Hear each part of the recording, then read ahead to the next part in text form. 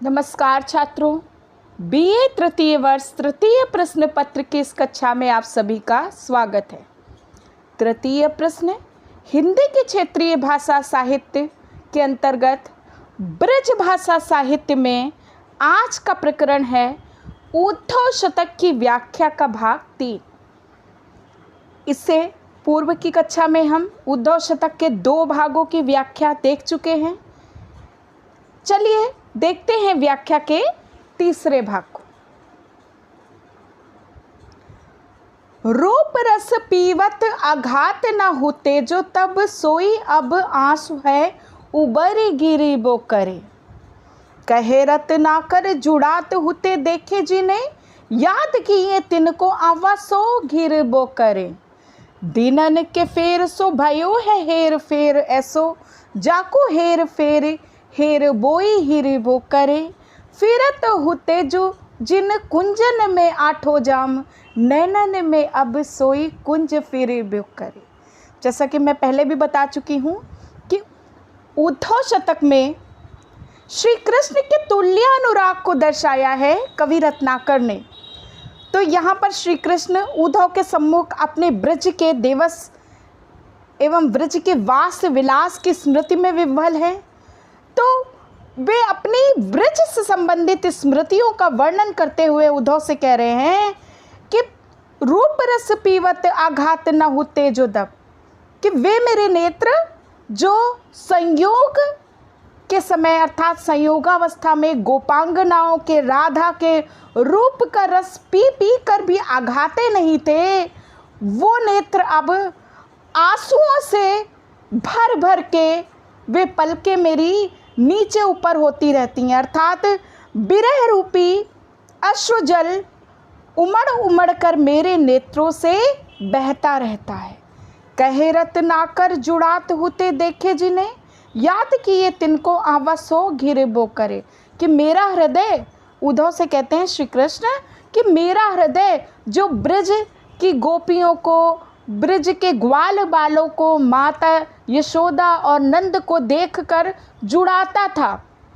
छाती जुड़ा जाना मुहावरे का प्रयोग है कि मेरा हृदय जिनको देखकर, ब्रज के उन निवासियों को देखकर आनंदित होता था, तृप्त हो जाता था, उनकी स्मृति में अब वो आवा के समान दहकता रहता है।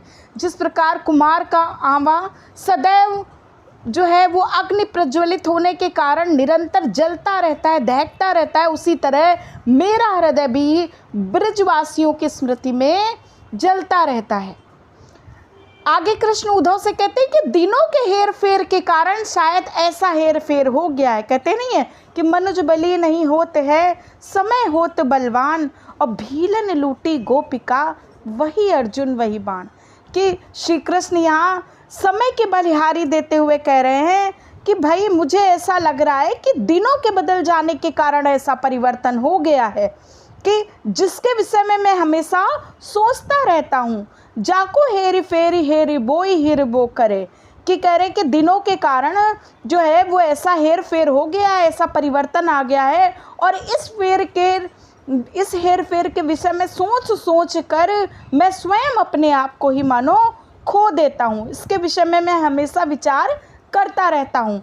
आगे श्री कृष्ण कहते हैं कि फिरत होते जो जिन कुंजन में आठों याम, कि आठों पहर मैं ब्रज के जिन कुंजों में निवास करता था, जिन कुंजों में मेरी रास लीला होती रहती थी, जिन कुंजों में मैं नित्य प्रतिविहार करता रहता था, मेरे आँखों के सम्मुख, मेरे नेत्रों के सम्मुख अब वही कुंजों की स्मृतियाँ निरंतर फिरती रहती हैं, अर्थात घूमती रहती हैं।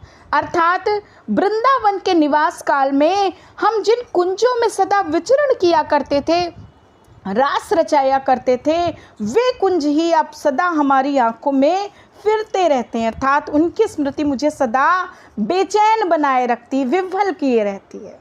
तो बड़ा ही सुंदर छंद है। श्री कृष्ण के तुल्यानुराग की सुंदरता के साथ जो है वो प्रतिष्ठा की गई है। साथ ही साथ रूप रस हेरबोई हिरबो में अनुप्रास अलंकार का प्रयोग हुआ है। आवा सो घिरबो करे में उपमा एवं रूप रस में रूपक अलंकार का सुंदरता के साथ प्रयोग किया गया है। साथ ही छाती जुड़ाना, आमा के समान दहकना आदि लोक प्रचलित कार्यकलापों को भी उदाहरण के रूप में सुंदरता के साथ प्रस्तुत किया गया है। गोकुल की गैल गैल गैल गैल ग्वालन की, गोरस के काज लाज बस के बहाइबो, कहे रत्नाकर रिझाइबो नबेलिन को, गाइबो गवाइबो और नाचिबो नचाइबो,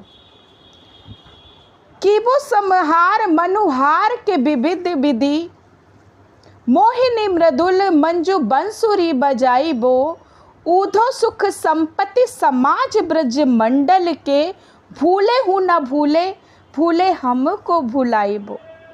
कि कितनी सुंदरता के साथ ब्रज के निवास के दिवसों को, ग्वालिनों को याद करते हुए श्री कृष्ण उद्धव से कह रहे हैं कि भाई हम कितने भी प्रयास कर लें, लेकिन हम उन सुख संपत्ति के साज समाज ब्रज मंडल को अपनी स्मृति से दूर नहीं हटा पा रहे हैं। प्रस्तुत छंद जो है वो उद्धव शतक के ब्रज गमन नामक कवित्त से लिया गया है तथा इसमें रत्नाकर जी ने कि ब्रज और ब्रजवासी किस तरह श्री कृष्ण के अंतर में गहरे बैठे हुए हैं वो प्रस्तुत करने का प्रयास किया है। तो श्री कृष्ण उद्धव से अपने बचपन के क्षणों को याद करते हुए कहते हैं कि गोकुल की गैल गैल गैल गैल ग्वालिन की। वो कहते हैं भाई कि जब हम गोकुल की गली में गोपालों के साथ अर्थात ग्वाल बालों के साथ मक्खन मांगते हुए घूमते फिरते थे तो गोरस के काज लाज बस के बहाइबो, तो गोरस के लालच में आकर हम लाज लज्जा को भी बहा देते थे, अर्थात हमें तनिक भी लज्जा नहीं आती थी गोरस को, मक्खन को मांग कर खाने में। मक्खन को लूट लेते थे, हम चोरी कर लेते थे मक्खन की, तो हमारे अंदर की लाज लज्जा जो है वो मानो गोकुल की गलियों में ही बह करके रह गई थी, अर्थात हम गोरस के लालच में लाज और मर्यादा को भी पार कर जाते थे। कहे रत्नाकर रिझाइबो नबेलिन को, कि उन गोपांगनाओं को, गोप बालाओं को प्रसन्न करने के लिए हम नाचते थे और उनको भी अपनी मुरली पर नचाते थे। कि वो समहार मनुहार के विविध विधि, कि उनको परिश्रम को दूर करते हुए उनके साथ तरह तरह की मनुहार करके तरह तरह की क्रियाकलापों द्वारा हम उनको प्रसन्न करने का प्रयास किया करते थे। मोहिनी मृदुल मंजू बंसुरी बजाइबो, कि हम अपनी मोहिनी तान वाली सुंदर बंसी को बजाते थे और गोपांगनाएं मेरे बस में हो जाती थीं। तो श्री कृष्ण कह रहे हैं ऊधो सुख संपत्ति समाज ब्रज मंडल के, कि मेरे लिए वो ब्रज की स्मृतियाँ सुख और संपत्ति के समान थी, यानी वो ब्रज मंडल का समाज मेरे लिए किसी खजाने से कम नहीं था, संपूर्ण सुख और संपत्ति का आधार था वो ब्रज मंडल का समाज हमारे लिए। भूले हूँ न भूले भूले हमको भुलाइबो, कि भाई मेरे हृदय में ब्रज की छवि ऐसी रच बस गई है कि मैं यदि भूलना चाहूँ तो भी वह भूल से भी मेरी स्मृति से दूर नहीं होती हैं, अर्थात भूले से भी हम उनको भूल नहीं पाते हैं। कितनी सुंदरता के साथ श्री कृष्ण के मन में जो ब्रज के प्रति प्रेम है उसको प्रकट किया है कि भाई व्यक्ति भूल से तो गलती कर ही जाता है, परंतु यहाँ श्री कृष्ण कह रहे हैं कि मैं भूल से भी वहाँ की स्मृतियों को भूल नहीं पा रहा हूँ, अर्थात मेरे मन में, मेरे अंतर में, मेरे मस्तिष्क में और मन में हर जगह ब्रज की स्मृतियाँ अड़ करके रह गई हैं, अट करके रह गई हैं। तो यहाँ पर गैल गैल में पुनरुक्ति प्रकाश अलंकार, भूले हूँ न भूले में यमक अलंकार का प्रयोग किया है तथा प्रेम क्रीड़ाओं की सुखद स्मृति विप्रलंब श्रृंगार के अंतर्गत आने के कारण यहाँ पर स्मृति नामक संचारी भाव की निदर्शना हुई है। तो बड़ा ही सुंदर छंद था कि जहाँ श्री कृष्ण कहते हैं कि भैया मैं भूले से भी ब्रज की स्मृतियों को भूल नहीं पा रहा हूँ।